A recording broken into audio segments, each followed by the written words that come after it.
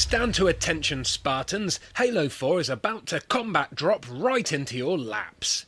Where are we?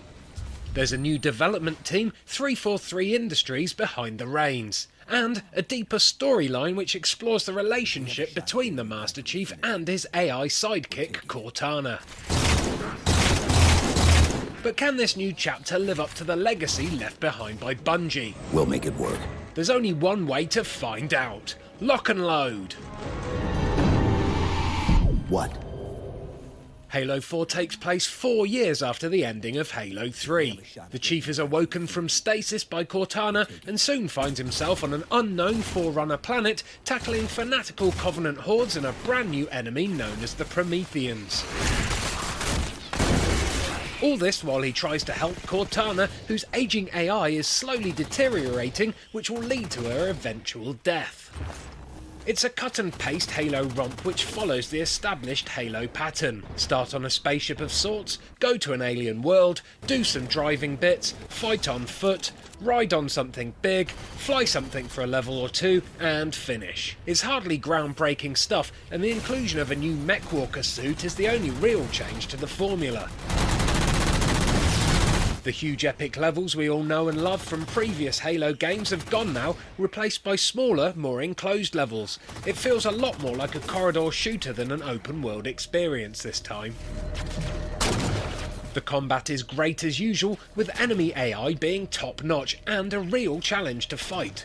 The Prometheans are an aggravating enemy though, especially the Flying Watchers. They are not fun to fight at all, and I found myself looking forward to the Covenant battles.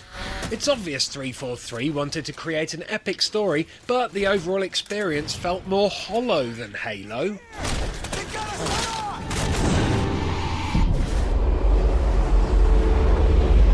Spartan Ops is a new addition to the franchise, brought in to replace Firefight mode. It's a rather experimental, episodic co-op campaign which will be released episode by episode in the months after the game's release. The first episode is included on the disc and follows a narrative set up by a short CGI cinematic. Some of the old hands here know what you're in for. The rest of you, you're due an education. It's very basic co-op fare and each chapter feels short and dull. The level design seems lazy and comprises of shoot these, press this mission objectives. There's not much reason to return to a Spartan Ops chapter due to lack of substance. It's not exciting enough for multiple playthroughs. One of the first things you'll notice about Halo 4 is how freaking stunning it looks. The lighting effects are amazing and the graphics are so crisp and detailed. It's easily one of the best looking games on the Xbox 360 and at times the visuals are jaw-dropping. Couple this with the amazing new sound design, with one of the standout features being the new Meteor sounding guns, and what you get is an incredible cinematic experience. You did it! Get back! Occasionally it starts to feel a bit like you were playing a Michael Bay film, but for once this isn't a bad thing.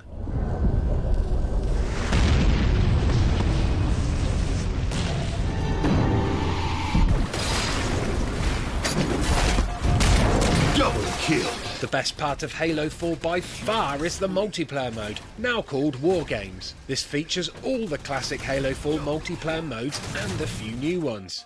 Standout new modes include Flood, a variation on the Infection game type where zombies are replaced by Flood-infected Spartans, and Regicide, one of the crowd favourites, where the player in the lead is king and all other players must hunt them and kill them in a bid to steal their throne.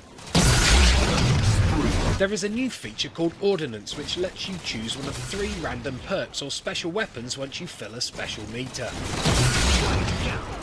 Plus there is a ranking system with unlockable weapons for your customisable loadouts, and a prestige style level system which unlocks unique armour specialisations once you hit certain levels of XP. This is the mode you'll be returning to time and time again while Spartan Ops and the campaign gather dust on your hard drive.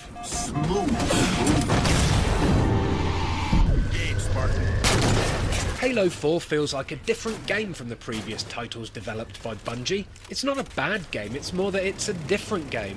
There's a lot of fun to be had, especially with the multiplayer. It'll be enough to get some fans back into Halo multiplayer.